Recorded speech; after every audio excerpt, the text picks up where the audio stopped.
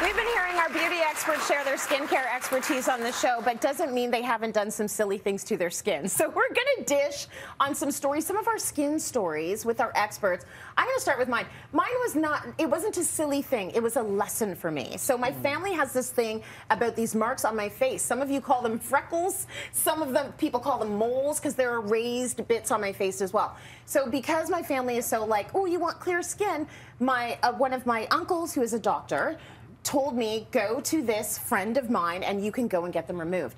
So I went to this friend of his, another doctor, and it was supposed to be a consultation. This guy started zapping my face, like zip, zip, zip, zip, zip. So many, so painful. And my whole skin started to just raise, like all these little, you know. So then at some point I was like, stop. Like I literally had to like stop him with my hand. I was like, stop. He's like, oh no. He goes, there's so many more. And I go, no, no, no. We're not doing this. I'm done. I'm done. And I went home. I remember being on the TTC and feeling so upset with myself because I looked so not like myself. And that was the moment I had to talk with myself. And I said, this is my face. I'm keeping it. Like it's God-given. Bless my face. It's okay. I don't need to change anything. And I haven't really done anything since that moment because it was a good lesson for me to just like accept what I have. Okay, so Dom, you're up. Anything silly you've done to your face? Anything you've regretted? Yes, definitely. So as a teenager, when I was 15, I used to have really terrible acne. And my dad, God bless him, he's like my favorite person on earth. He was like, you got to do something about that. Yes. It looks pretty terrible. He's like, when I was a kid, I used to use rubbing alcohol. And I'm like, okay, Dad, I'll try anything. And I go into the bathroom and I took a towel, not even like a cotton pad. I just took the corner of a towel, dumped some rubbing alcohol onto it and started rubbing my face really vigorously. It started to burn. It hurt so bad, and then I got it in my eyes and I started screaming and I was like, never again. And then on top of that, when it dried down, it felt like my skin went gray and it felt like it was going to crack, and never again. In fact, I think it made it worse. That's not like a terrible story, but it taught me a real lesson. No, you and I have similar trauma. Yes. Like taking bad advice from family members, right? Okay, let's go to Anna in the audience. Anna, I hear you got a story about something you did with the face, with your skin. I do.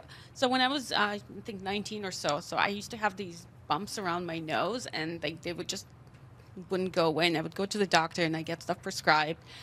So after a while I started using diaper rash cream. Okay. Sometimes things work out. Sometimes it works out.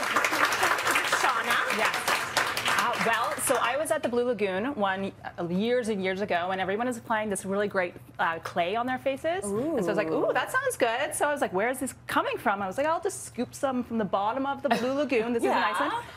Slather it on my face, arms. At the same time I'm looking down at it, I realized there's a bucket with clean clay. This one had hair and bits and not used for the face. You're supposed to be using the bucket with the clean clay. And I like, anyway, cringe moment. Definitely ran to the shower after that one. Yes. Oh my gosh. Yes, yes, yes. But I could see clay being good, but maybe not the stuff with the dirt and the hair. Yeah, not so good. Dr. Yadav, have you got anything to add to the skin chronicles right now? Yeah, well, you know, it sounds like there's a couple of doctor stories that didn't go so well, so I'm going to turn the tables a bit.